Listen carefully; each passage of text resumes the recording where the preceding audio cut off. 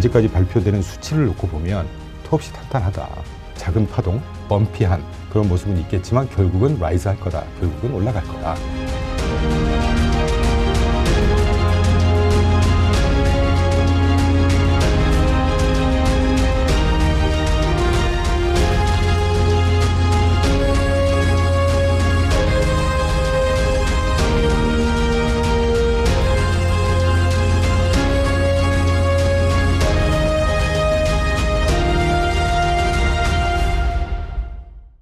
행보 반갑습니다. 오늘은 레그넘 투자자문의 이충강 대표님 모셨습니다. 대표님 반갑습니다. 네, 잘 지내셨어요? 네. 불러주셔서 감사합니다. 또 오랜만에 뵙게 뵀는데 네. 갑자기 문득 궁금해진 게 레그넘 투자자문, 레그넘이 무슨 뜻인가요? 질문해 주셔서 너무 반갑고 감사하고요. 저희가 이제 뜻하는 바가 있어서 만들었는데 그 마켓 레짐이 어떻게 형성이 돼 있냐, 레짐, 리짐 이런 영단어 아시죠? R-E-G-I-M이 체계, 뭐 구성, 조금 더 깊이 들어가면 통치 지배 이런 뜻이 있거든요. 그 레짐이라는 영단어의 라틴어 어원입니다. 이게 레그넘. 그러니까 이제 저희가 뜻하는 바는 뭐냐면 저희 파트너분이나 저나 이렇게 한 30년 동안 이 업계에 있다 보니까 시장이 변동적이거나 시장이 예상과 다르게 갈 때, 예측과 다르게 갈 때 그런 것들을 전문가라고 하면 소위 잘 조금이라도 극복을 하고 좀이라도 방어하는 능력을 보여주는 것이 투자자들이 바라는 진짜 전문가의 모습 아니겠나. 근데 이제 그런 것들이 조금 좀 부족한 면들이 있더라는 것이죠. 그래서 우리가 미약하긴 하지만 아까 말씀드렸던 그런 시장을 좀 회복해가고 변동성일 때도 불구하고 적당한 수익을 조금씩 만들어가자는 그런 전략을 담아서 미약하긴 하지만 작은 목소리를 한번 포지셔닝을 해보자 이 업계에서. 그래서 레그넘이라고 지었죠. 아, 그렇군요.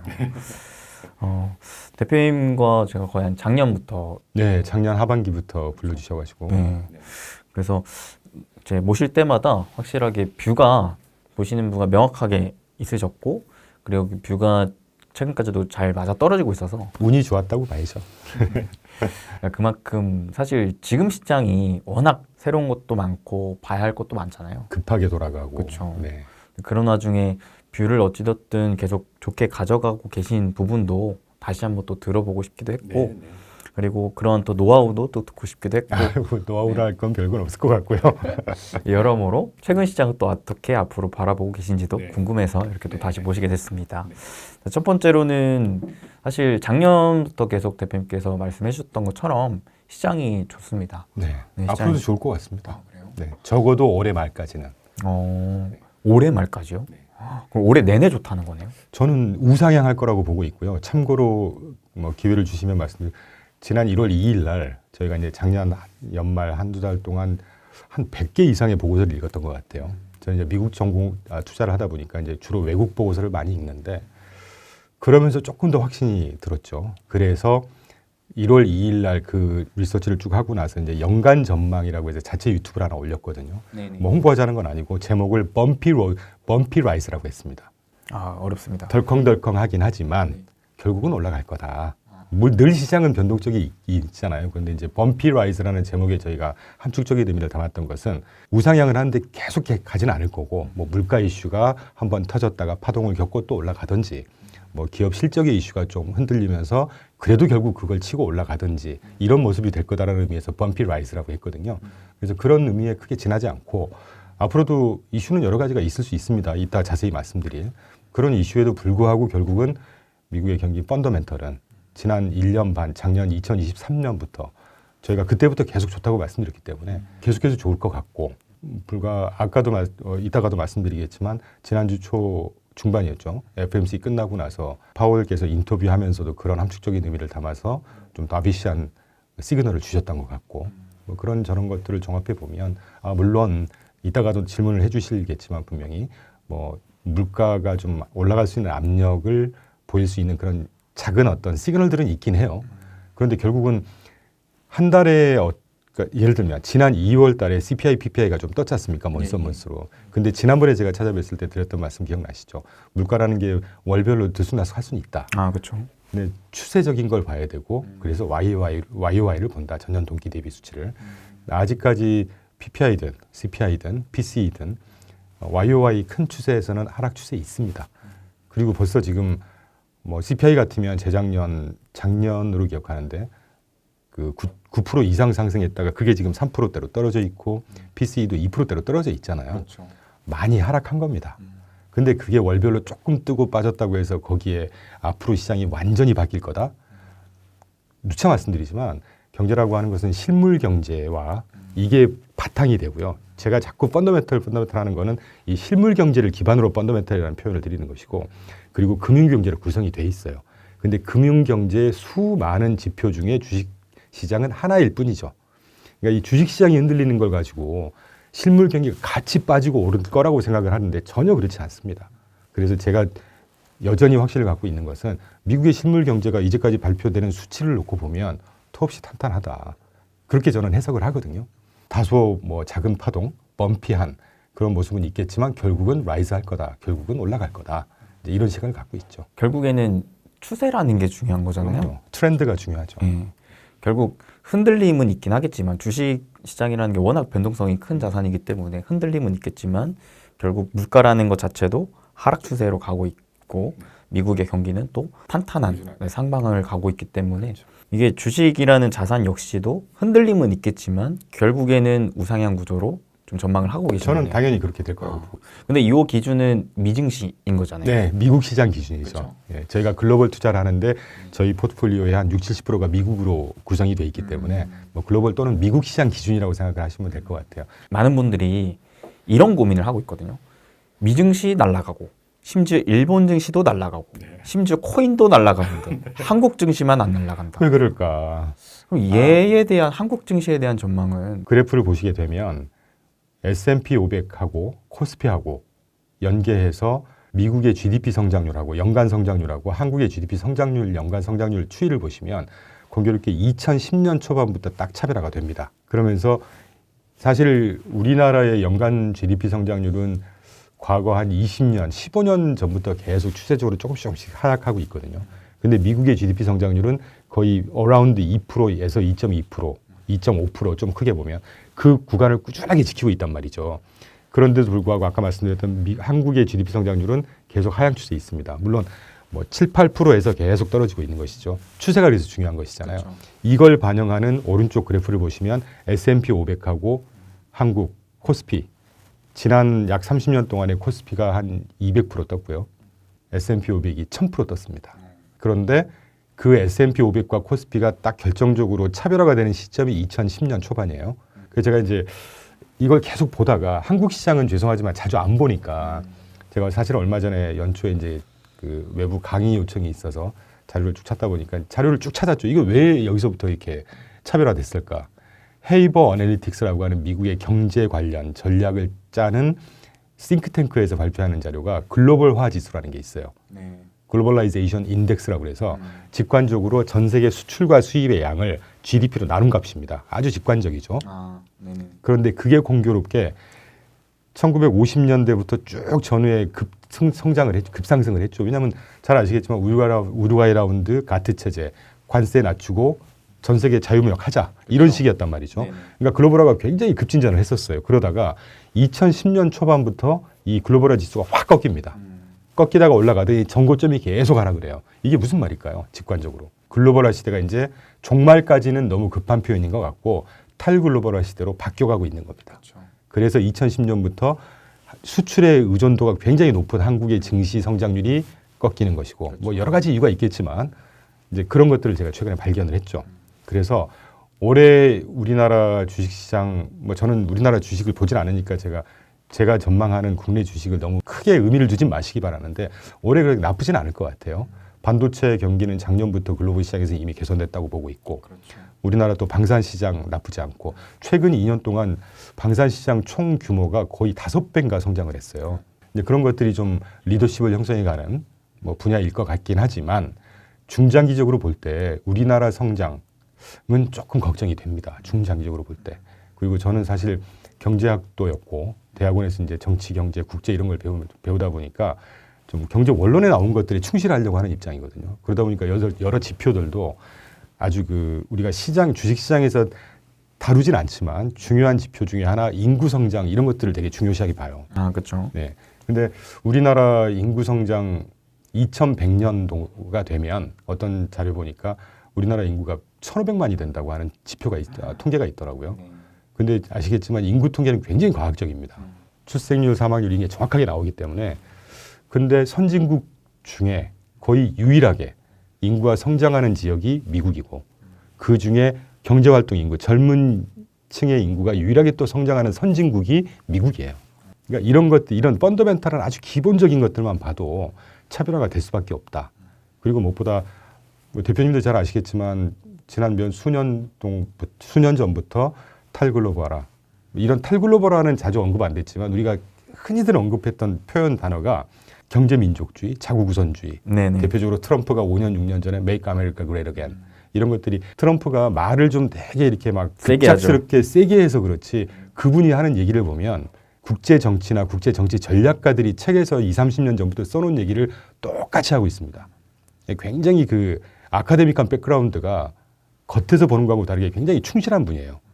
그런 분이 메이크 아메리카 그레이트 어게인을 5년, 6년 전부터 떠들었다는 얘기는, 부르짖었다는 얘기는 이미 전 세계의 정치문, 정치, 경제, 패권의 흐름, 패러다임 자체가 탈글로벌화, 경제민족주의, 자국우선주의 흘러가고 있다는 얘기죠.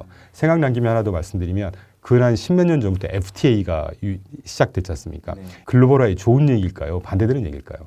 지역화가 된다는 얘기거든요. 그렇죠. 경제가 하나로 싹 모아서 서로 자유무역했던 시장이 이제는 두세 개, 너하고 나하고만 잘하자. 이걸 좀 확대해서 지역 경제, IPEF 이런 환태평양 경제 이런 것들이 막 생긴다는 얘기는 우리나라처럼 수출 의존형 국가들한테는 결코 좋은 이슈가 아니죠. 맞습니다. 이런 것들만 보면 우리나라 올해 주식시장 우상향 뭐 믿고 있습니다. 나쁘지 않을 것 같고. 근데 중장기적으로 우리나라의 성장세라든가 그걸 또 반영하는 주식시장이라든가 이렇게 놓고 보면 롱텀리하게 보면 조금 걱정은 되죠.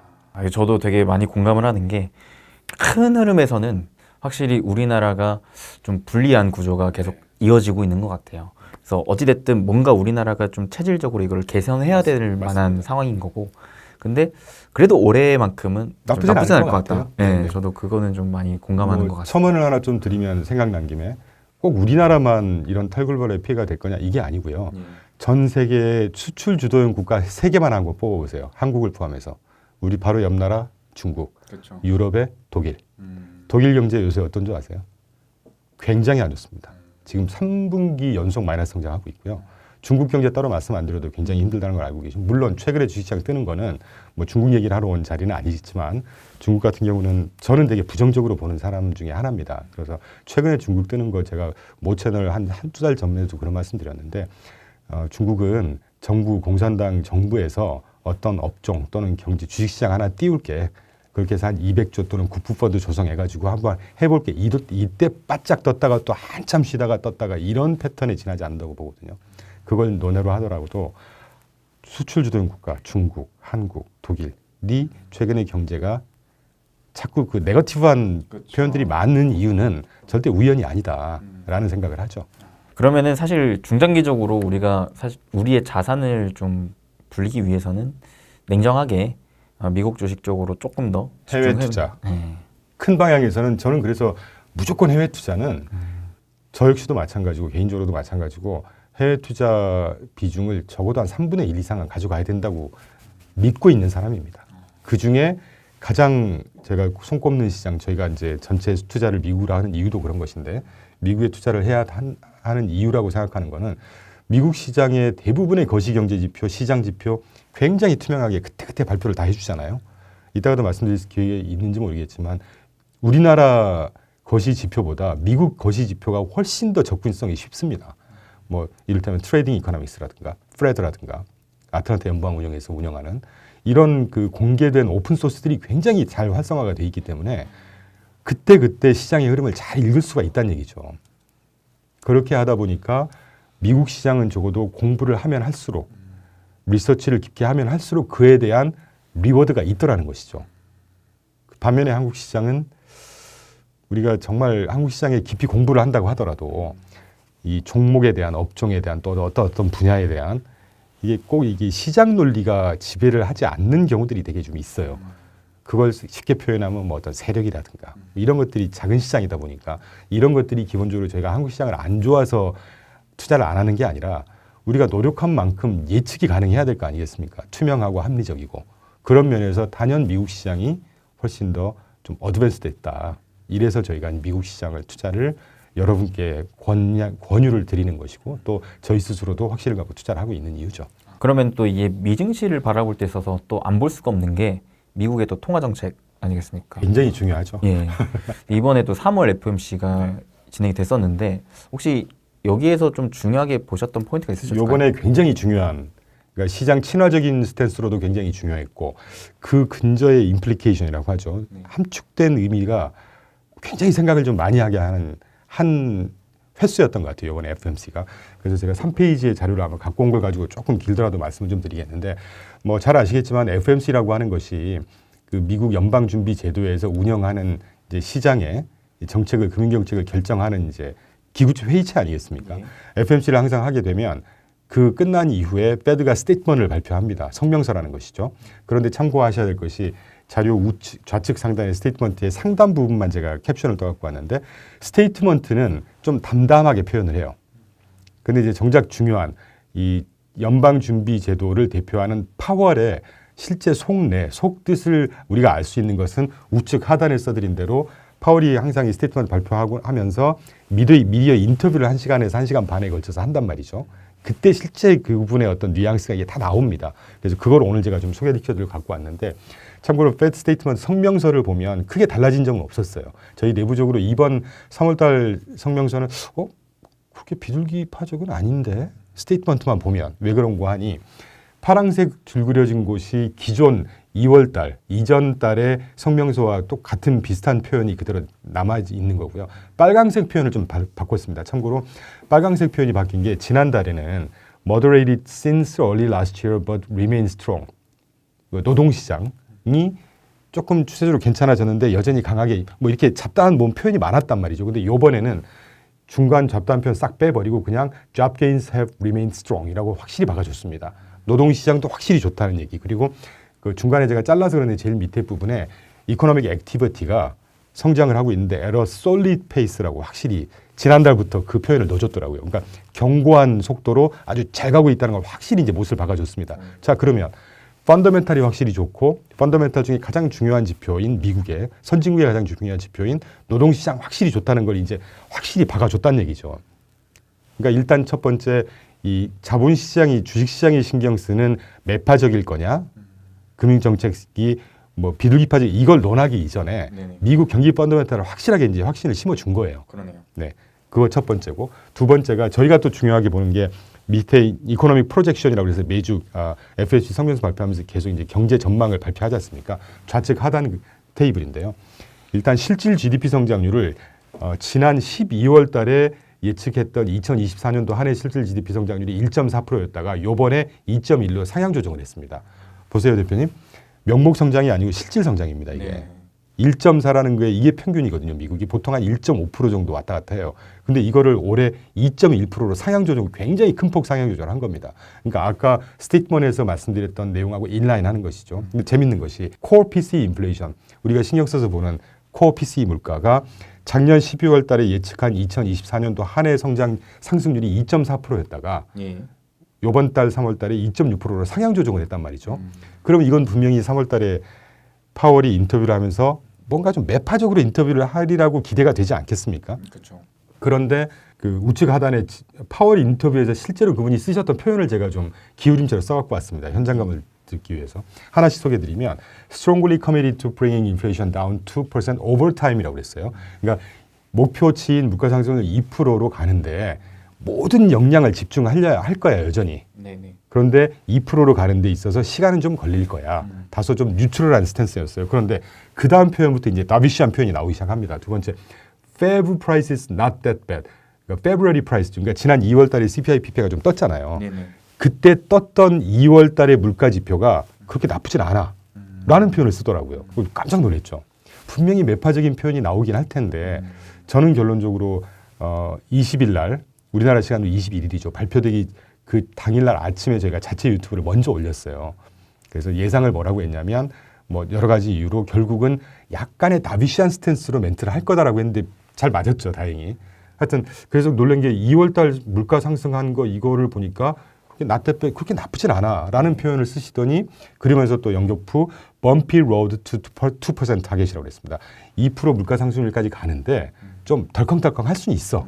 그런데 이제 이걸 가지고 시장은 항상 해석의 이 스탠스가 또 다르니까 저는 이 bumpy road to 2% 타겟이라는 표현을 긍정적으로 해석하는 입장이고요. 왜냐하면 2% 타겟으로 가는데 계속해서 떨어질 수는 없지 않습니까? 그렇죠, 제가 그렇죠. 누차 말씀드리지만 들쑥날쑥할 수 있는 거거든요. 네. 그렇게 저는 해석을 하고 있고 오늘 아침에 뭐 이제 신문 그 다른 기자님이 이렇게 운영하는 유튜브에서 해석을 하시기는 이 범피 로드라는 표현 한 5번을 썼다 인터뷰 때 거기 때문에 문과라는 게 올라가고 막 이런 가능성을 내포를 충분히 했기 때문에 안심할 수는 없다 이렇게 해석을 하시더라고요. 예, 예. 뭐 해석은 이렇게 할 수 있는 거죠. 이제 저는 2% 타겟이라는 게 계속 가고 있긴 하지만 들쑥날쑥할 수는 있으니까 너무 너무 걱정하지 말자 이렇게 해석을 하고 있습니다. 그리고 두 번째 왜 제가 방금 그렇게 해석을 했냐면 we are on good progress on bringing inflation down. 그러니까 인플레이션을 계속 그 낮추는 데 있어서 good progress를 하고 있어 지금. 그러니까 과정이 괜찮은 것 같아. 예, 예. 그리고 story has not changed라고 그랬거든요. 정확하게는 인플레이션 다운시키는 이런 전반적인 스토리가 바꾼 건 아니야. 그러니까 무슨 말이냐면 인플레이션이 기조적으로 계속 추세적으로 하락하고 있는데 범피하긴 하겠지만 기조적으로 하락하는 스토리가 바뀌진 않았어. 이렇게 되면 이거는 아주 다비시한 표현이거든요. 그렇죠. 그리고 그러니까 네 번째가 제가 가장 깜짝 놀란 건데 이제까지 최근 한 1년 반여 동안 이 스테이트먼트나 인터뷰를 할 때 이 노동 시장에 대해서 확실히 멘트를 한 게 되게 오랜만이었어요. 그 표현을 뭐라고 했냐면 is too late, late cut. 그러니까 제가 이제 요약하느라고 좀 써놨는데 금리 인하를 너무 늦게 하면 완화를 너무 늦게 하면 노동 시장에 불필요한 해악이 될 것 같아라는 표현을 분명히 써줬단 말이죠. 예, 예. 그러니까 이거는 굉장히 이게 차라리 친시장적인 스탠스였다고 봐요. 그 다음 not exclude may cut이라고 제가 써놨는데 그 기자가 이런 질문을 했어요. 당신이 얘기하는 게 보니까 좀 다비시한 것 같은데 그럼 5월이나 6월에 금리 인하할 것도 우리가 기대할 수 있겠어요? 그랬더니 답을 그렇게 하신 거거든요. 우리 메이 또는 준 5월이나 6월에 금리 인하 배제하지 않고 있어. 다시 말하면 그럼 가능할 수도 있다는 얘기 아닙니까? 그렇죠. 그러니까 시장에서 더없이 기다리던 표현이었다는 거죠. 그렇죠. 이런 스탠스. 그리고 제일 마지막에 지난달만 해도 QT 양적 긴축에 대해서 질문 나왔을 때 예. 당분간 유지할 거야 라고 분명히 대답했습니다. 그런데 확실하게 바뀌었어요 이번에. QT 테이퍼링. QT를 테이퍼링 한다는 얘기잖아요. 양적 기축하는 거를 점점 속도를 늦추겠다는 거 아닙니까? 그럼 완화적이라는 얘기잖아요. 그러네요. 그게 fairly soon이라고 분명히 표현했습니다. 조만간 곧 시작할 거야. 그러니까 전반적인 이런 표현을 보면 굉장히 다비시했다는 거고 정말 여러분 중요한 것은 이분이 이렇게 다비시한 스탠스로 시그널을 줬다는 게 중요한 게 아니라 이분이 왜 이런 스탠스를 취했느냐가 정말 중요한 것이죠. 저희가 한 달마다 그거에 목매서 투자 전략을 수립하는 사람들은 아니지 않습니까? 소위 전문가라고 하면. 그러면 이 흐름에 있어서 이게 중장기적으로 어떤 영향을 미칠지 그리고 왜 이분들이 이런 멘트를 했는지 이분들이 이런 멘트를 했을 때는 그냥 예측 갖고 하진 않았을 거란 말이에요. 우리도 저 같은 사람도 뭐 트레이닝 여러 소스 정부에서 공개하는 오픈 소스를 데이터를 갖고 추측을 해내고 해서 그 행간을 읽고 추측을 해내는데 제롬 파월 같으신 분은 미국 전역의 12개 연방준비은행에서 데이터를 긁어 모을 거고 그것도 실시간 데이터를 수백만 개의 데이터를 실시간으로 다 긁어서 그 정수를 보고해서 결국은 가는 게 파월한테 보고하는 거거든요. 그렇죠. 그 중앙은행의 의장이라는 분이 미디어 인터뷰할 때 그냥 아무 그 바탕 없이 아무 데이터의 어떤 이 지식적인 이런 게 없이 그냥 기분에 따라서 인터뷰하지 않는단 말이죠. 이건 추측이 아닙니다. 그러니까 당연한 얘기죠. 그런데 이분이 지난 2월 달에 조금 더 비시했다가 이번 달에 지난 2월 달 물가가 떴음에도 불구하고 이렇게 다비시한 건 분명히 이유가 있을 거란 말이에요. 저는 거기에 온갖 집중을 했어요. 굉장히 생각을 많이 했죠. 파월이 작년부터 계속 줄기차게 얘기했던 게 데이터 보고 판단한다. 그렇죠. 데이터를 되게 중요시 생각했잖아요. 맞습니다. 그러니까 요번에 이렇게 다비시한 거는 데이터를 실제 우리가 아직은 못 보고 있는 실시간 데이터가 분명히 완화되는 추세가 나왔겠구나. 저는 거의 확률 90% 이상으로 그랬을 거라고 생각해요. 그렇기 때문에 이분이 이렇게 다비시하게 멘트를 주지 않았을까 하는 생각을 하는 거죠. 그러면 종합적으로 보면 이번 FOMC에서 이제 나온 것이 미국의 경기 좋고 네. 그 다음에 물가 추세적으로 갈 안정. 거야. 네. 추세적으로 방향성이- 하향 안정화될 거야. 그렇죠. 방향성이 크게 틀어지지 않을 거야. 네. 네. 거기에다가 더불어서 이제 금리 인하에 대한 기대감 역시 더 가질 수 준 있게끔 거죠. 굉장히 비둘기적인. 굉장히 친시장적이었죠. 네. 근데 이제 이걸 가지고 또는 그 레토릭이 막 많을 거 아닙니까? 이제 여러 유튜브나 이렇게 막 그렇죠. 멘트하는 거 보면 이거를 또 막 달리 해석하고 굳이 그러지 말자는 거죠. 제가 누차 계속 말씀드리는 거는 파월 또는 연준에서 그렇게 멘트를 했고 스테이트먼트를 줬으면 그냥 그렇게 믿고 거기에 맞춰서 투자 전략을 수립하면 되는 겁니다. 이분이 왜 했을까? 이 사람이 거짓말 했을 수도 있고 뭐 그런 건 전혀 쓸데없는 레토릭이에요. 저는 그렇게 생각해요.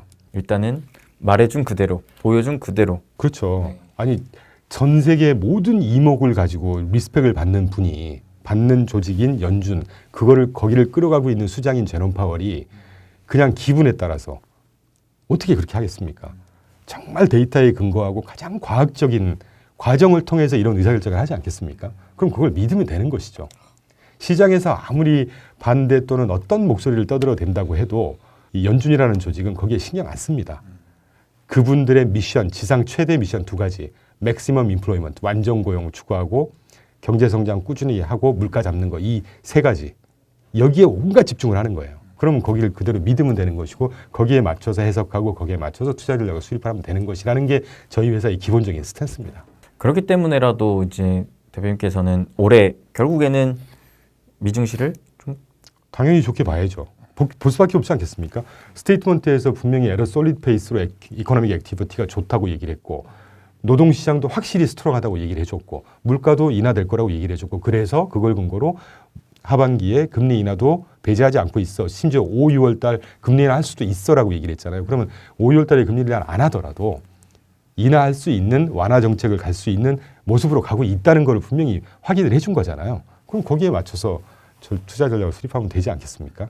이제 대표님과 우선 지금 미증시에 대한 방향성에 대해서 한번 인사이트를 들어봤는데 이게 지금까지도 여전히 미증시가 좋긴 한데 한 가지 조금 이제 생각을 해봐야 될 게 미증시가 좋다고 해서 모든 산업, 모든 종목군이 다 좋은 건 또 아니더라고요. 당연하죠. 차별화는 항상 있는 것이죠. 그렇죠. 이번에는 유난히 AI, 요게 좀 키워드였던 것 같은데 대형주 AI 그렇죠. 가는 거죠. 그래서 속히 말해 M7이라고도 하잖아요. 네. 참고로 말씀드리면 M7이란 말은 이제 앞으로 사라질 것 같고요. 원래 한 달 전에 테슬라를 제외하면서 슈퍼6라는 표현이 나왔었고요.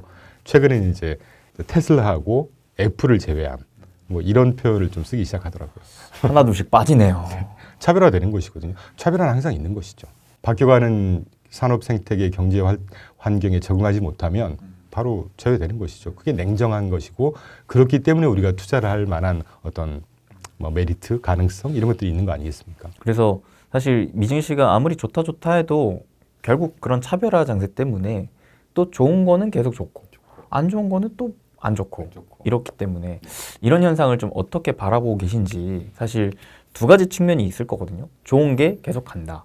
아니 어차피 증시 계속 좋아질 거니까 특히나 좀 최근에 단기적으로 소외받았던 애들 쪽에서 중소형주라든가 그렇죠. 네. 이런 쪽에서 좀 새로운 기회가 나올 것 같다라는 이제 두 가지 뷰가 있을 것 같은데 대표님 생각 어떠세요? 저는 어떤 방금 질문해 주신 한쪽을 꼭 이렇게 찍어서 설명을 드리고 싶지는 않고 대형주는 여전히 갈 겁니다. 우측 상단 그래프가 지난 22년부터 23년 동안 지난 2년 동안 소위 M7이라고 하죠.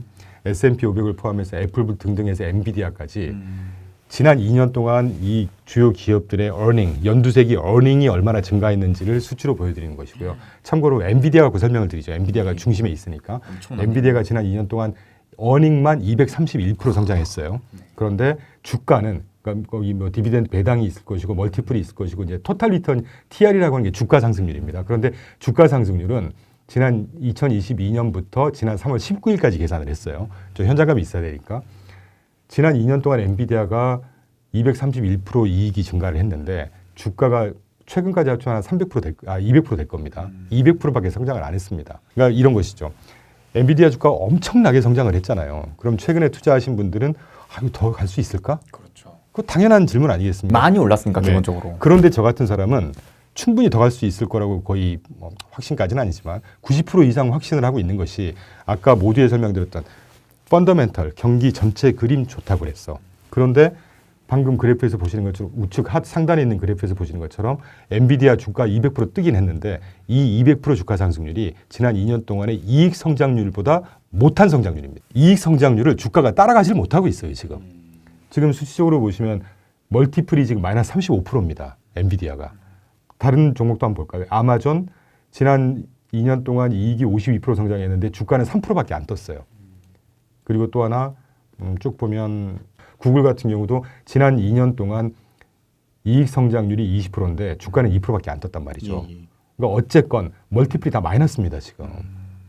멀티플이 마이너스예요. 그러면 뒤집어 얘기하면 엔비디아로 또 대표로 말씀을 드리면 주가 상승이 이익 성장률을 따라가지 못한다는 얘기는 앞으로 주가 상승 여력이 있다는 건가요? 없다는 건가요? 있다는 거죠. 그렇죠. 그렇기 때문에 저는 뭐 100% 확신은 아니지만 충분히 더 우상향할 수 있는 여지가 있다. 물론 혹시 대표님 최근에 그 엔비디아의 목표 주가 저희 같은 경우는 지난 2년 전부터 22년도 1월 달부터 고유 자금 가지고 계속 투자를 하고 있기 때문에 그때부터 계속 반도체 투자했고 엔비디아 비중이 이제 달라지긴 했었지만 계속 따라오고 있거든요. 지금 그때부터 목표 주가 저희가 300불 때부터 계속 엔비디아를 포함한 ETF를 투자했기 때문에 300불, 350, 400, 450, 500불 쭉 해서 최근에 엔비디아 목표 주가 몇 불까지 들어보셨나요? 1020불 얘기 나오고 있는데 제가 한 달 전에 1050불을 콜하는 하우스 거를 본 적이 있습니다. 물론 미국 하우스가. 물론 1500불을 찍을지는 모르겠어요. 지금 920불 되는데 여기서 1100, 1200 저는 방향은 그쪽으로 가는 게 맞다고 봐요. 왜냐하면 가장 중요한 펀더멘털이라고 하는 것이 주가의 가장 중요한 펀더멘털이 뭐겠습니까? 기업의 이익 아니겠습니까? 그렇죠. 그럼 얘기 끝난 것이죠. 그런데 이제 이 말씀을 하나 드리고 대형주는 그래서 갈 것이다라고 생각하는 거. 그리고 참고로 지난 3월 19일인가 그랬던 것 같아요. 팩트셋에서 팩트셋이 이제 기업 이익이라든가 이런 것들을 가장 실시간 데이터를 잘 모아서 발표하는 하우스거든요. 리서치 하우스거든요. 팩트셋에서 지난주에 발표한 보고서를 기준으로 하면 지금 현재까지의 주요 기업들 미국 상장 기업 전체 이익을 쭉 계산을 해보니까 이걸 기준으로 했을 때 주가는 전체 기업이니까 중소형까지 다 포함한 겁니다. 앞으로 7% 정도 상승할 여지가 더 있다라고 보고서에서 적었더라고요. 그러면 팩트셋에서 이렇게 실시간 데이터를 발표한다는 얘기는 아주 보수적이라는 얘기거든요. 왜냐하면 거기에는 뭐 투자자들의 어떤 막 그 기대심, 심리 이런 것들이 반영이 안 돼 있는 거니까. 그럼 최소 7% 이상 성장을 한다는 얘기는 엔비디아나 시장을 끌어가고 있는 AI주라든가 이런 뭐 소위 빅셋, 빅테크 이런 친구들은 훨씬 더 주가 상승이 높지 않겠어요, 보통? 높은 애들도 있고 낮은 애들도 있으니까. 그럼 전반적으로 보면 주가 상승이 충분히 우양할 수 있는 실제 공인된 리서치하우스에서 발표하는 이익 전망치에 근거한 주가 상승 전망치가 최소 7% 이상이 나왔다는 얘기는 적어도 방향은 우상향한다고 봐야죠. 아마존 같은 경우는 저희는 뭐 아마존을 따로 투자를 하고 있지는 않습니다. 물론 ETF로 쭉 가져가고 있으니까. 근데 아마존의 전망에 대해서는 그렇게 나쁜 것 같지는 않아요. 그런데 이제 테슬라 같은 경우는 테슬라와 저는 개인적으로 이건 사견임을 전제로 저는 이 빅세븐 중에 가장 좀 우려가 되는 회사들이 애플과 테슬라예요. 첫 번째 여러 가지 이유가 있습니다만 첫 번째 가장 중요하게 저는 생각하는 이슈가 애플과 테슬라는 친중국 회사로 분류가 됩니다. 애플이 대표적으로 친중국 다국적 기업 중에 하나고 테슬라도 중국에 공장을 많이 갖고 있고 뭐 친중국은 아니더라도 중국 노출이 굉장히 큰 회사예요. 그러면 중국 경제라는 것이 저는 안 좋게도 생각할 뿐더러 중국이라는 나라의 속성은 다른 나라 회사나 다른 외부의 어떤 이런 조직 사람들이 들어와서 자기 나라에서 크게 어떤 이런 거를 굉장히 속된 표현으로 하면 꼴을 못 보는 나라거든요. 그게 공산당의 속성이고 그게 공산당의 한계예요. 그렇기 때문에 저는 중국 투자를 굉장히 좀 금하고 있는 입장입니다. 최근에 테슬라 주가 안 좋고 애플 주가 지지부진한 이유가 꼭 그것만은 아니겠지만 직접적인 원인은 아니겠지만 여러 원인 중에 하나라고 저는 생각하고 있습니다. 두 번째로 제가 중소형주에 대해서 말씀을 좀 드리고자 하는데 좌측 그래프에서 보는 것처럼 빨간색이 S&P 500입니다. 2019년 4월부터 지난 3월 22일까지 지난 금요일까지 파란색이 이제 러셀 2000 중소형 지수거든요. 근데 보시면 아시겠지만 성장률 자체가 지난 같은 기간 동안 S&P 500 81% 정도, 러셀 2000 31% 정도 떴죠. 그런데 이제 여러 가지 이유가 있겠지만 대표님 아시겠지만 우리나라도 만성 적자에 시달리는 중소형 회사들 많잖아요. 미국도 마찬가지입니다. 다만 미국은 워낙 경제 규모가 크고 미국이란 나라의 속성이 여담이긴 하지만 모든 선진 기술, 하이테크 기술의 종주국이 어딘가요? 미국이잖아요. 그러면 그 미국의 종주국의 기술의 종주국의 어떤 오너십을 갖고 있는 회사들은 중소형 회사들보다는 대형 회사들이 많잖아요. 그렇죠. 엔비디아를 필두로 해서. 그래서 소위 빅테크들이 뜨는 이유가 그런 것이긴 한데 여담으로 말씀을 드렸고 우리나라하고 유사하게 미국도 만성적자 회돌이 중소형들이 많습니다.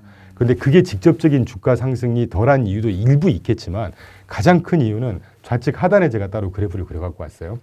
러셀 2000 중소형 기업들의 부채 구조를 보면 이게 아주 재밌어요. 저는 이게 가장 큰 설명력이 있다고 봅니다. 픽스드 레이시라고 해서 고정금리에 노출되어 있는 부채가 55%고요. 변동금리에 노출되어 있는 규모가 45%입니다. 그럼 얘기 딱 나오겠죠.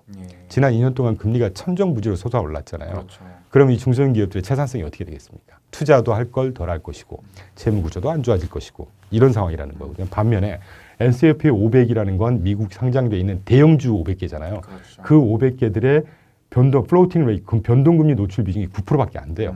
이러니까 빅7이 올라가는 겁니다. 저는 지난 2년 동안에 가장 중요한 중소형 대비, 그러니까 대형주 대비 중소형이 언더퍼폼의 이유는 바로 이거라고 생각하고 있습니다. 반면에 아까 질문 주신 것처럼 향후에 그러면 정책금리가 이제 인하를 분명히 할 거라고 봐요. 단 저희 하우스는 공식적으로 잘해야 3번 올해 안에 이런 경기의 리질리언스가 계속된다고 하면 뭐 데이터는 그때그때 해석해야 되는 거니까 지금처럼 리질리언스가 지속된다고 하면 금리 인하, 정책금리 인하 잘하면 3번, 베이스 시나리오 한 2번 정도 보고 있거든요. 그래도 어쨌건 그건 완화 못 옵니다. 그렇죠. 그리고 금리도 좀 떨어지는 것이고. 근데 이제 문제는 여기서 만약에 맥스 3번 인하한다고 해도 0.75니까 상단 기준 5.5에서 4.75까지 그러면 이제 그 중간값 실제 시장 금리는 한 4.6, 뭐 4.625? 지금 중간값이 4.625 정도 되잖아요. 어쨌건 4.5라고 보자고요. 4.5만 해도 중소기업들한테는 부담이 좀 있는 수준이죠. 이런 것들이 다 영향을 미치지 않을까 하는 생각을 듣죠. 당분간은 상대적으로 대형주의 강세 흐름이 좀 더 이어질 것 같다라는 생각이 드네요. 당연하죠. 아니 그렇잖아요. 우리가 저도 기업 뭐 조그맣지만 법인을 하고 있고 대표님도 법인을 하고 계시고 그러면 다행히 뭐 대표님이나 저희 같은 경우는 어떤 막 설비 투자를 많이 하거나 이런 업종이 아니기 때문에 부채에 대한 부담은 없지만 일반 제조업이라든가 서비스업도 마찬가지입니다. 그 업장을 하나 만들려면 대출에 다 모든 게 다 부채 대출이잖아요. 그럼 그때 팬데믹 이전, 팬데믹 지금까지 낮은 금리였을 때 한 2%로 금리를 조달을 했던 회사가 이를테면 지금 한 2, 3년 동안 금리가 이렇게 떴잖아요. 그러면 내년도에 한 2, 3년, 5년 있다가 만기 구조가 도래할 거 아닙니까? 그럼 이제 리파이낸싱을 해야 되잖아요. 근데 지금 4.5, 5.5% 리파이낸싱을 한다? 어떻게 되겠습니까? 생각만 해도 숨이 턱턱 막히네요. 그렇죠. 그러니까 이제 중소형들이 대형주 대비해서 이 상승 탄력이 덜할 수밖에 없는 것이 최근 2년 동안의 금리 상승기였잖아요. 그럼 이제 중소기업들은 직격탄을 맞는 것이죠. 그것도 너무나 가파르게 올랐습니다. 그렇죠. 그러니까 그런 이유가 다 있지 않겠습니까? 근데 지금은 또 금리를 인하한다고는 하지만 올린 만큼 가파르게 내릴 건 또 아니기 때문에. 그렇죠. 그러니까 외이온을 하는 거죠. 중소기업들의 주가라든가 뭐 이익 성장이라든가 이런 것들을 당연히 외이온하지 않겠습니까?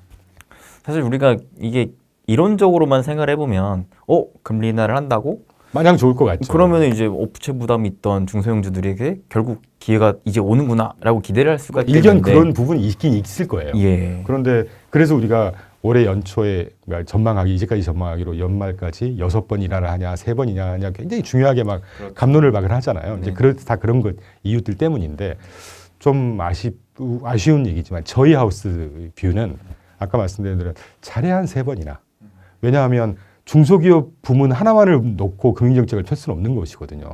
근데 다행인 것은 미국 시장 같은 경우는 워낙 경제 규모도 크고 주식시장 자체가 워낙 큰 56조 달러입니다. 미국의 시가총액이 56조 달러예요. 우리나라 시가총액이 2조 달러입니다. 몇 배입니까 그게? 퍼센티지로 따지면 뭐 수백 배, 수천 배 되는데. 이제 그러다 보니까 중소기업들이 이렇게 힘든 부분이 있어도 경제 전체 미미한 거죠. 파급 효과가. 그래서 대마불사란 말도 있는 것이고 그래서 저희가 여러 가지 이유가 있겠지만 미국에 투자하는 이유가 이제 거기에 있는 것이죠. 근데 또 금리 얘기가 나온 김에 대표님, 미국은 금리를 인하하려고 하는데 이 금리를 지금 이 시기에 또 인상한 국가가 있더라고요. 일본이죠. 네, 일본과 터키. 예. 또 일본 같은 경우에는 워낙 오랜 기간 동안 이 마이너스 금리 기조를 유지했었기 때문에 이번에 금리 인상이 확실히 뭔가 그 바뀌는 좀 전환점이 있다라는 좀 느낌이 있는데 이 일본의 금리 인상 이 흐름 자체를 좀 어떻게 보세요? 저는 그 완화적인 스탠스가 변했다고 생각을 하고 있지는 않고요. 좌측에 있는 그래프가 일본의 10년물 국채 금리고요. 예. 우측에 이제 이 통화를 같이 그려갖고 왔거든요. 달러 엔을 같이 그려갖고 왔는데 파란색이 10년물 국채 금리인데 최근에 10년물 국채 금리가 올라갑니까 빠집니까? 3월 19일 날 BOJ 통화정책 회의하고 나서 빠지고 있죠. 빠지네요. 네. 원래 올랐어야 돼요. 그렇죠. 어쨌든 스탠스를 바뀌었으니까. 예. 자, 이유는 저 일본은 마이너스 금리였잖아요. 예. 마이너스 금리에서 제로로 그냥 회귀한 겁니다. 정상적인 회귀였다면 이게 1% 2% 정도로 가면 이게 인플레이션 포인트가 될 거예요. 변곡점이 확 오겠지만 마이너스에서 제로로 갔단 말이죠. 여전히 완화 스탠스라고 생각하고 있고 물론 이번에 YCC 컨트롤 폐지하겠다라고 얘기를 했어요. 그래서 뭐 참고로 말씀드리면 YCC 컨트롤이라는 게 일컵 컨트롤에서 이 장기 10년물 금리를 1% 미만으로 계속 유지를 할 수 있도록 채권을 계속 사버린다는 얘기거든요. 그걸 이제 폐지하겠다고 얘기를 했습니다만 그럼에도 불구하고 코멘트를 근데 필요할 때 부분적으로 개입할 거야라고 분명히 멘트를 쳐줬습니다. 그러니까 전체적인 BOJ의 스탠스가 완화해서 이제 긴축으로 확실히 갔다. 이건 좀 무리가 있죠. 좀 덜 완화인 거죠. 그렇죠. 덜 완화라고 해석을 해야지 긴축으로 돌아섰다. 이건 좀 지나친 해석인 것 같아요. 그리고 또 하나는 그 뭐 참고로 삼아 말씀드리지만 기존의 완화 정책 일환으로 ETF라는 리츠 같은 경우도 계속해서 더 사주는 거였거든요. 그러니까 이게 어떻게 보면 비정상적인 거죠. 아니 무슨 중앙은행이 ETF 주식까지 다 삽니까? 좀 저는 저희 같은 사람들한테는 이거는 좀 근데 다행인지 모르겠지만 지금 이번부터 이제 ETF하고 리츠를 신규 매입을 계속 중단하겠다 앞으로는 단 국채 매입은 유지하겠다라고 했어요. 그럼 국채 매입을 계속 유지한다는 얘기는 국채 금리가 올라갈 수 있는 가능성이 높겠습니까? 떨어질 가능성이 높겠습니까? 국채 매입을 계속 사주면 일본 중앙은행이 그러면 떨어질 가능성이 높은 거잖아요. 그렇죠. 스탠스만 바꾼 척했지 여전히 완화란 얘기입니다. 저는 그렇게 생각하고 있습니다. 많은 언론에서 이제 최근에 나온 기사들을 보면 엔화 강세 전망 기사가 많이 나오더라고요. 네. 근데 아직까지는 그렇게 엔화 강세까지는 좀 기대를 하기에는 좀 무리가 있다라는. 무리가 있다. 그리고 제가 빼고 설명드렸는데 다시 좌측 그래프 그 그린색이 US 달러 N 환율이거든요. N 환율 쭉 뜨긴 떴지만 이제 계속 싸지고 있다가 예. 다시 최근에 조금 떨어졌죠. 통화정책 회의하고 나서 네네. 환율 시장에서의 이 정도의 싸졌다가 비싸진 거는 큰 뭐 대세의 지장이 있는 흐름은 아니라고 봐요.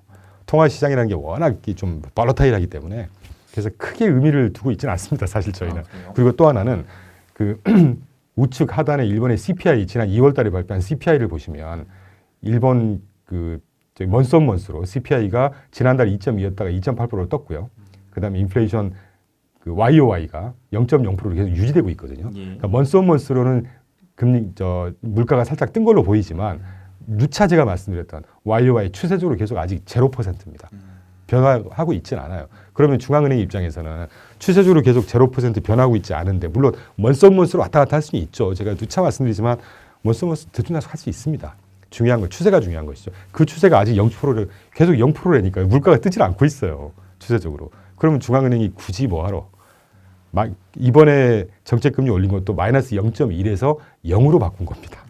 이걸 만약에 마이너스 0.1이었는데 이걸 1%나 1.5% 이렇게 했으면 이건 크나큰 어떤 추세적인 변환 또는 인플레이션 포인트라고 해석할 수 있겠지만 제가 말씀드렸던 몇 가지 뭐 이런 것들만 보더라도 뭐 엔화가 다시 굉장히 강세로 갈 거다라든가 이건 아닌 것 같아요. 그래도 뭔가 7년 만에 이 통화 정책을 좀 바꿨다라는 거에서 뭔가 일본이 조금은 변화를 하려고 하는 게 아닌가? 그런 낌새는 좀 의지는 보이는 읽을 것 수는 같아요. 있죠. 아까 왜 그 먼스머스 CPI가 지난달 2.2에서 2.8로 올라왔잖아요. 2.8로 발표가 딱 되면서 최근에 시장에서 나오는 얘기가 요번에 이렇게 0%로 바꾸고 올리고 나서 연달아서 다음 5월이나 7월 정도에 금리 인상을 한번 더 할 거다라는 얘기가 나오기 시작합니다. 그때가 진짜 인플레이션 포인트를 가늠할 수 있는 시기가 될 것 같아요. 이제 그런 정도 해석을 하시면 어떨까 싶습니다. 그러면 이제 올해 한 2, 3분기 정도에 다시 한번 발표될 일본의 정책적인 흐름들을 그렇죠. 그때가 뭐 엔화의 흐름으로 보든 이런 것들이 좀 이제 변곡점이 될 수 있지 않을까 하는 생각을 하고 있습니다. 대표님 바로 직전 저희가 함께 촬영했었을 때 그때 당시에 좀 유망한 좀 산업군으로 특히나 우라늄, 그 다음에 사이버 보안, 그 다음에 반도체 이렇게 크게 좀 세 가지를 꼽아주셨거든요. 근데 이 세 가지가 모두 좋았다. 좋았죠. 예, 그렇게 볼 수가 있을 것 같아요. 네. 그만큼 대표님 어떻게 좀 성적도 괜찮았다고 볼 수가 있을까요? 저희 회사는 4개의 상품을 운용을 하고 있습니다. 위에 4개 상품이 그 리스크 리턴 프로파일별로 가장 공격적인 이제 주식형이죠. 이를테면 글로벌 혁신 테마 포트폴리오 운용하고 있고, 두 번째로 자산 배분형, 이를테면 좀 혼합형이라고 생각하면 될 것 같아요. 그리고 세 번째가 저희는 올해 그 금리 인하가 분명히 이제 하반기에 될 것 같거든요. 뭐 2차례든 3차례든. 그렇게 되면 가장 금리 인하가 되면서 경기 침체가 없는 상황에 경기가 괜찮으면서 금리 인하를 하는 국면별로 과거 30년 데이터를 돌려보니까 모든 자산 중에 가장 성과가 좋은 섹터가 리츠예요. 부동산 리츠. 주식보다 성과가 더 좋습니다. 적어도 지난 30년 동안의 데이터를 놓고 보면 저는 앞으로도 다르지 않을 거라고 생각하고, 그래서 저희가 세 번째 리츠 플러스라는 리츠로만 구성되어 있는 상품을 운용을 하고 있고요. 네 번째가 이제 고액 자산가 분들이나 좀 안정성을 추구하는 분들한테 적합한 안정형이라는 요 4가지 상품을 운용을 하고 있는데, 뭐 보시는 대로 수치는 하나 제가 소개를 드리질 않겠습니다. 연초 이후에 그래도 가장 저희한테 뿌듯한 포트폴리오는 자산 배분형입니다. 자산 배분형이, 이게 자산 배분이 그런 거잖아요. 어떤 하우스든지 운용 능력을 총 집결해서 어떤 시장이든지 우리가 꾸준하게 한번 가보겠다. 이게 저희 가는 방향이거든요. 전략인데 실제로 올 연초 이후만 보더라도 아주 꾸준하게 다 나오는 것 같아요. 그래서 어떤 국면에서는 예를 들면 3개월 기간 수익률 같은 경우 보면 뭐 시장이 좋았음에도 불구하고 혁신 테마 저희 주식형보다도 한 1, 2%더 나오는 수준이니까. 그래서 이제 그런 정도 하고 있고, 예상외로 저희가 좀 효자 노릇을 하고 있는 게 글로벌 안정형입니다. 안정형이 저희가 이제 인컴 자산하고 헤지펀드를 한 60% 갖고 나머지 40%를 채권을 자산 배분을 하는 구성이거든요. 제가 원래 사회생활을 하면서 운용사 첫 직장에서 채권부터 시작을 해서 채권은 좀 죄가 있어요. 근데 채권은 상당히 그 안전자산이라고 생각할 수 있는 자산이 아니에요, 사실은. 이 금리에 직접적으로 영향을 받는 자산이고, 과거 한 3, 40년 동안 금리가 떨어졌을 때는 채권 투자하면 다 돈 벌었죠. 근데 이제 그런 식이 안 옵니다. 경제가 정상화되고 이러면서 결국은 저희 하우스비는 이제 고금리, 고물가 시기를 준비를 해야 된다는, 그렇기 때문에 뭐 그래서 안정형 운용하는 건 아니지만 하여튼 그래서 채권이라는 거는 국면별로 아주 탄력적인 자산 배분을 해야 되는 자산이라고 봐요, 저희는. 그렇게 실제 하고 있는데 요 안정형이 연초 이후에 성과가 아주 예상외로 꾸준하게 나와주고 있어서 최근에 미국 10년물 금리가 이렇게 많이 떨어졌다고 할 수는 없잖아요. 그렇죠. 그럼에도 불구하고 저희 수익률 보시면 뭐 지난 1주 한 2%, 한 달 동안 한 2.7, 2.8%, 3개월 동안 한 7%, 7.2%, 1년 동안 한 15% 정도 나 있으니까 뭐 엄청 잘 나온 건 아니지만 그래도 꾸준하게 나오고 있다. 뭐 그렇게 그 정도 소개해 드릴 수 있을 것 같습니다. 그리고 아까 말씀해 주신 저희 글로벌 혁신 테마형에 지난번 질문 주셨던 이제 주요하게 보는 섹터를 저희가 우라늄, 사이버, 무한, 반도체 3개를 말씀드렸는데 앞으로도 계속 가져갈 겁니다. 그리고 이 3개 섹터는 저희 혁신 테마 포트폴리오 ETF가 6개로 구성이 되어 있거든요. 그중에 3개인데 지난 설정일 이후, 그러니까 2022년 1월 3일부터 저희가 회사를 시작하면서 고유자금으로 운용을 하는 기준으로 한 번도 안 바꾼 게 그 3개예요. 근데 간단히 요약을 해드리면 YTD로 작년에는 성과 아주 좋았죠. 이 3개 다. YTD로 우라늄이 작년 1월 1일 기준으로 지난 1년 반 기준으로 우라늄이 80%까지가 갔다가 연초에 조금 조정받았습니다. 한 15%. 그러다가 다시 지금 한 7, 8% 회복하는 중이고요. 사이버 보안이 한 55% 정도 갔다가 지금 좀 조정하다가 다시 올라와서 한 55% 다시 그 정도. 그러니까 저희가 투자한 이유로 놓고 보면 50% 이상 수익이 난 거니까. 그리고 반도체야 뭐 여러분 잘 아시겠지만 엔비디아를 필두로 해서 요새 반도체가 좀 개선되는 입장이기 때문에 뭐 그런 상황이고. 참고로 말씀 나온 김에 올해 그러니까 지금 이후에 그러면 어떤 유망 섹터가 있을까 하는 걸 분명히 궁금해 하실 것 같아요. 예. 저희 하우스가 보는, 여러분께 뭐 강권을 하는 건 아니지만 저희가 담담하게 저희 시각으로 보는 그 2개의 섹터가 있는데, 아까 금리 인하 말씀드렸잖아요. 금리 인하 더하기 정부 정책 수혜 컨셉으로 저희는 인프라 유틸리티를 좀 좋게 보고 있고요. 그리고 리츠를 보고 있습니다. 리츠는 아까 설명해 주셨고. 그렇죠. 금리 인하 때 가장 탄력이 좋았던 자산. 네. 예. 유틸리티 인프라. 요게 사실 최근에 AI 데이터 센터 관련하면서 조금씩 부각을 받기 시작한 것 같거든요. 꽤 됐고요. 아, 저희 리츠 포트폴리오에 이미 작년 초부터 데이터 센터 리츠 하나를 딱 집어 넣어놨습니다. 그리고 이 데이터 센터 말씀이 나와서 말이지만 데이터 센터는 굉장히 스토리가 많아요. 좋은 스토리가. 일단 생성형 AI의 직접적인 수혜를 받는 섹터가 데이터 센터고요. 이 유틸리티는 그의 파생해서 수혜를 받을 수 있는 게 파생하는 부분도 있고 저희가 이 유틸리티 쪽을 콜을 하는 이유는 데이터 센터 갖고만 콜을 하는 건 아니고 유틸리티 콜은 조금 얘기가 긴데 2021년도 11월 15일 날 인프라법 통과했죠. 예. 그 다음에 2022년 8월 달에 실행격 법으로 통과한 게 인플레이션 감축법. 2주일 있다가 반도체법 통과했습니다. 거두절미하고 미국 땅을 기준으로 쭉 놓고 보시면 여러분께서 보시는 기준으로 이게 미국 땅이라고 한다면 동북쪽에 미시건호가 있잖아요. 미시건호 근처가 러스트 벨트라고 들어보셨죠? 녹슨 벨트. 예전에 자동차 생산 벨트였는데 다 해외로 나가면서 공동화돼서 녹이 슬었다 해서 러스트 벨트라고 하잖아요.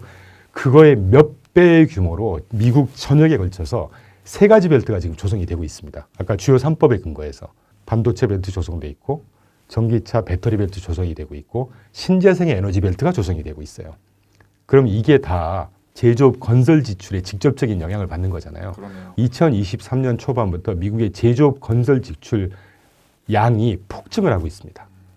거기에 직접적인 수혜를 받을지 않을까 하는 생각인 거죠. 유틸리티 인프라면 우리가 어떤 쪽을 좀 더 생각을 해봐야 되는 거예요? 저희 테마를 기준으로 하면 저희는 스마트 그리드, 그리고 건설 산업재 뭐 이런 것들이죠. 최근에는 변압기, 전선 그런 것도 다 그 안에 포함이 돼 그리드, 스마트 그리드 이런 안에 다 포함이 돼 있습니다. 그리고 나서 결국에는 또 이를 돌리기 위해서는 전기가 많이 필요하니까 또 신재생 쪽으로도 연결을 지을 수가 있겠더라고요. 그 신재생의 핵심이 저희는 우라늄이라고 보는 거죠. 풍력, 태양력, 수력이 아닌 저희는 우라늄이라고 보는 겁니다. 그러니까 이게 스토리가 다 연결이 돼 있어요. 그러네요.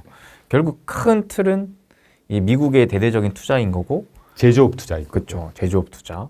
그리고 그거를 최근에 또 강하게 밀어붙이고 있는 게 AI라는 큰 산업이고. 그러니까 이렇게 다시 표현을 드리게 왜냐하면 AI는 정말 저는 제가 이제까지 30년 이 업계에 있으면서 세미나도 해보고 강의도 해보고 많이 해봤지만 저는 사실 어떤 이슈를 얘기를 할 때 이거 진짜 좋아요 뭐 이런 표현은 좀 안 하고 싶거든요. 왜냐하면 개인적으로 약간 약장수 같아요. 그렇게 표현하면.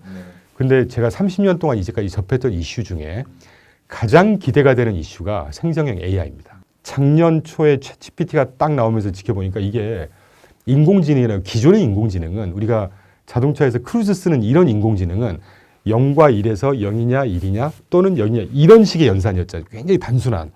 근데 생성형 AI는 이게 0과 1에서 국한하는 게 아니라 새로운 없는 데이터를 만들어내는 겁니다.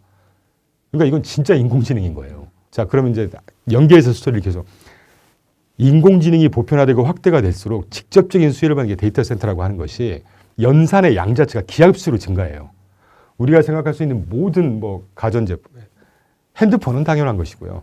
뭐 냉장고에 인공지능 들어가고 김치냉장고에 들어가고 다 들어가지 않습니까? 그렇죠. 안 들어간 데가 없어요. 그러니까 이게 연산 양 자체가 기하급수로 늘어납니다. 그래서 최근에 이 데이터 센터가 지금 클라우드 컴퓨팅, 뭐 전산화 또는 전산의 어떤 그 모더나이제이션, 현대화, 더 좋은 기술 거기에 들어가는 뭐 엔비디아의 반도체 이런 것들이 다 연결돼 있는 거잖아요. 그러니까 이런 것들이 굉장히 유행이고 지금 기존에 있는 데이터 센터도 초대형화, 선진화 이런 수요가 굉장히 많습니다. 예. 그런데 하여튼 얘기가 좀 돌아왔는데 저는 그 다시 정리를 하고 싶었던 게 뭐냐면 이런 근저의 대단한 어떤 그 파급 효과 때문에 인공지능이라는 거 하나가 끌어가는 것도 끌어가는 거지만 경제 전반에 사회생활 전반에 또는 이 포물선을 그려다 보면 이 포물선이 주가이든 경제 성장이든 부가가치의 양이든 이게 얼마나 더 증가할지는 정말 기쁜 마음으로 즐겁게 엔조이하자는 입장입니다. 얼마나 더 고도화되고 얼마나 더 선진화되고 성장이 될지는 한번 즐겁게 보자는 입장이에요. 저도 너무 공감을 하는 게 저도 이제 산업 공부를 하는 걸 좋아하다 보니까 특히나 이제 새로운 산업에 대한 공부를 하는 걸 좋아하는데 저는 AI를 부를 때 이런 식으로 표현을 해요. 보통 우리가 메가 트렌드라고 하잖아요. 저희 혁신 테마의 투자 전략이 메가 트렌드죠. 혁신에 기반한 메가 트렌드가 될 게 어떤 거냐? 정책 수혜를 받아서 메가 트렌드가 될 게 어떤 거냐라는 게 메가 트렌드가 저희가 쓰는 표현입니다. 저는 되게 반갑습니다. AI를 바라볼 때 이거는 그냥 메가 트렌드가 아니라 어떻게 그냥 강조할 수 있을 만한 구미호구는 다 붙여갖다 되겠다. 슈퍼, 뭐 메가, 울트라, 뭐 초, 하이, 울트라 캡숑 짱 예. 뭐 이런 거. 그 정도로 굉장히 엄청난 산업이고 이제 저는 시작의 초입이라고 봅니다. 네. 이게 부가가치 상승이든 경제 성장의 어떤 뭐 파급 효과든 또는 주가든 관련된 것들이 저는 이제 지금 초기라고 봐요. AI 하나만 놓고 봐도 우리가 아까 말씀해 주셨던 뭐 반도체라든지 그다음에 뭐 사이버 보안 이런 것들 다 연결되어 그쵸. 있고 유틸리티 인프라, 데이터 우라늄 센터 마찬가지. 사실 또 따지고 보면은 더 찾을 수가 있거든요. 자, 대표님 재밌는 얘기 하나 해드릴까요? 지금 우리가 방금 얘기했던 좋은 내용들 이게 어디가 중심으로 지금 리드를 하고 있습니까? 전세계? 미국이죠. 그래서 미국 투자해야 되는 겁니다. 하나만 더 말씀드리죠. 아까 제조업 건설지 좀 폭증하고 있다고 그랬잖아요. GDP가 미국이 26조 달러 되거든요. 그러니까 얼마인가요? 한 3경 되나요? 우리나라가 1.8조 달러고 GDP가 26조 달러에서 그 GDP를 구성하는 게 소비, 투자, 정부 지출 더하기 수출 빼기 수입이잖아요. CIGX-M. 26조 달러 GDP 중에 미국에서 차지하는 소비가 차지하는 비중이 약 75에서 80%거든요. 반면에 우리나라는 수출과 수입이 한 90%를 차지해요. 소비 하나만 갖고도 전 세계 시장을 쥐락펴락하는 게 미국입니다. 그런데 제조업이 지금 다시 리빌드업이 된다? 이거는 심각하게 생각해 봐야 돼요. 그래서 최근에 한번 인터넷 찍어 보십시오. US 뭐 매니팩처링 이코노미 이런 식으로 찍어 보시면 블룸버그라든가 각종 보고서 정부 발간 자료가 제목이 뭐라고 쓰는 줄 아세요? US Manufacturing Renaissance라고 합니다. 네, 지금 그런 분위기예요. 그래서 경제가 탄탄할 수밖에 없는 것이고 안 그래도 탄탄한 것을 정부가 끌어가가지고 더 세게 하고 자 그러면 이제 저희 회사의 입장인 건데 이걸 왜 이렇게 하느냐? 패권을 더 공고히 하기 위해서 하는 거죠. 그렇죠. 그래서 2018년부터 미중 패권 싸움의 일환부터 저는 사실 모든 자료를 만들고 저희가 프로세스를 할 때 운용을 할 때 이 지정학적인 갈등이라든가 패권의 움직임을 실제 산입을 인풋을 주거든요. 그래서 저희 스토리가 딱 그런 스토리로 지금 저희는 하우스비가 정해져 있어요. 그래서 미국 자세히 저희가 공부를 하면 할수록 미국 투자는 반드시 해야 된다라는 생각을 더 공고히 하는 것이죠.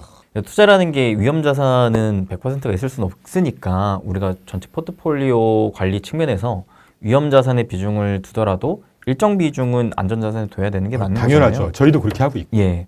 그래서 이제 아까 이제 설명해 주셨던 상품에서도 이제 안전 포트폴리오가 있었던 것처럼 자산 배분과 안정형 포트폴리오. 그렇죠. 근데 아까 이제 설명해 주셨던 거는 더 이상 채권은 안전 자산의 성격을 좀 가져가기 어렵다. 왜냐하면 고물가, 고금리 기조가 좀 지속될 가능성이 높기 때문에. 근데도 불구하고 우리가 안전자산, 즉 이 위험 자산을 좀 해지하기 위한 용으로 자산을 좀 배분하기 위해서는 좀 어떤 쪽에 집중을 하는 게 좋을까에 대한 고민도 있거든요. 이제 국면마다 틀리겠죠. 저희가 아까 그 채권에 대한 안전자산이라고 생각하기 어렵다는 말씀은 채권, 국채는 안전자산이 맞죠. 만기까지 가져가면 부도날 염려가 없는 것이니까. 그런데 문제는 시장금리에 연동이 돼 있잖아요. 왜냐하면 발행시장에서부터 사서 만기까지 갖고 가면 그건 100% 안전자산입니다. 그런 차원에서 안전자산이라고 하는 것이고 이게 이제 중간에 발행이 되고 나서 중간에 매매가 되잖아요. 그럼 그때부터 시장금리 영향을 받는단 말이죠. 이제 거기에 우리 같은 또는 대표님이나 우리 같은 전문가적인 어떤 운용의 노하우가 들어가는 것이겠죠. 그런 차원에서 실제로 지난 2월 달에 저희도 미국 장기채 투자하는 TLT 잘 아시잖아요. ETF. 집어넣습니다. 저희 자산 배분 포트폴리오에.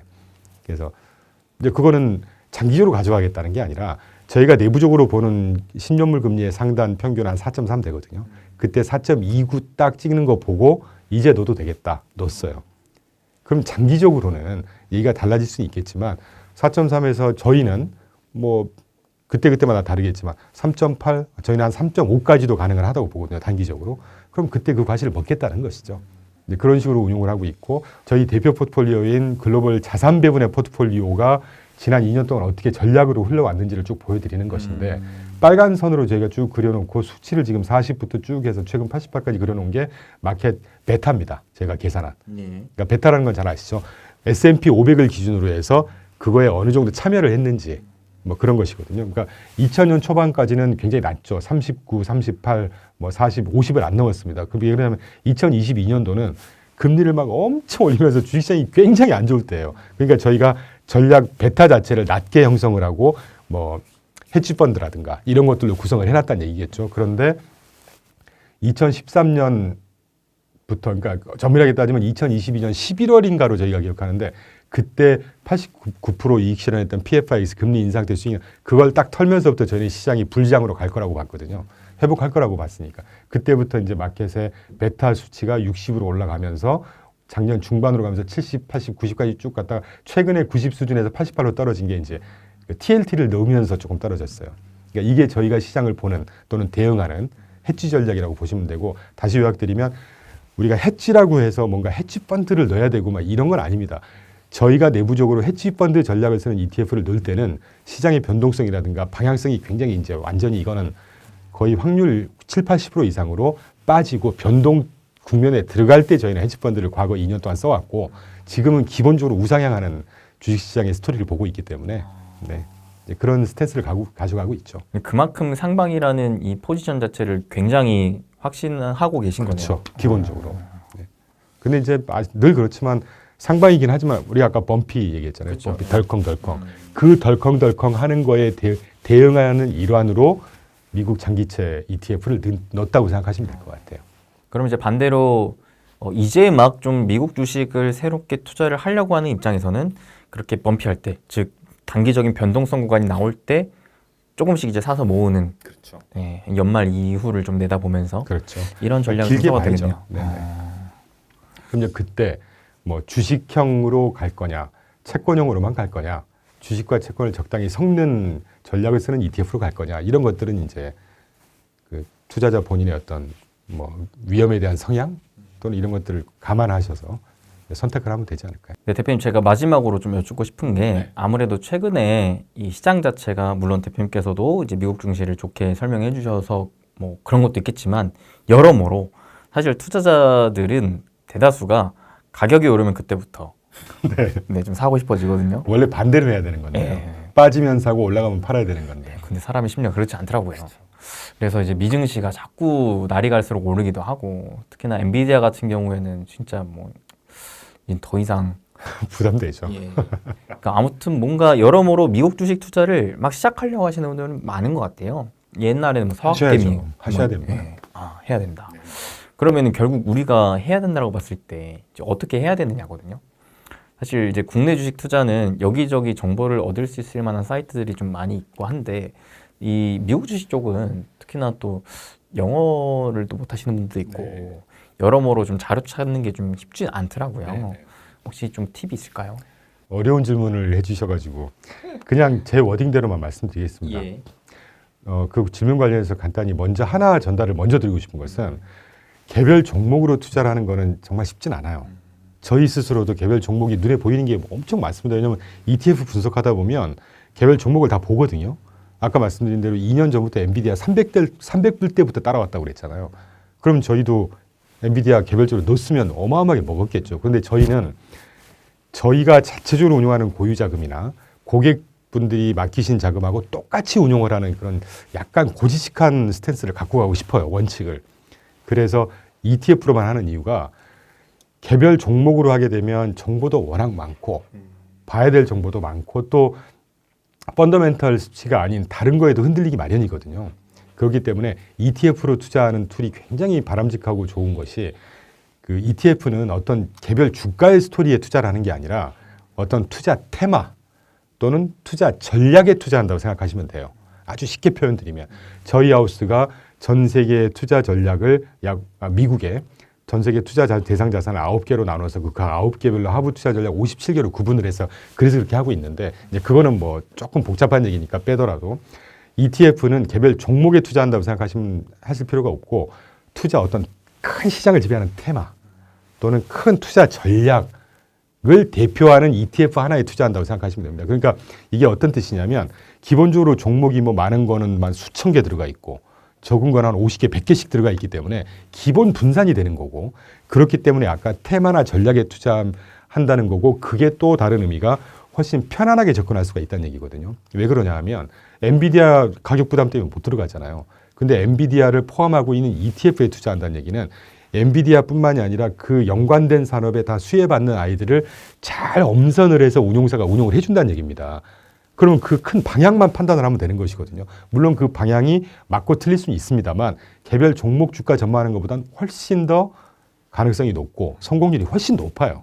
저희가 그렇게 하는 겁니다. 저희가 뭐 특별히 뭐 대단한 있어서 그런 게 아니고요. 그래서 여러분들도 그렇게 하는 훈련을 한번 해보시는데 가장 먼저 중요한 거는 이제 어떤 데이터들을 어디서 찾아야 되는지가 중요하신 거잖아요. 그렇죠, 그렇죠.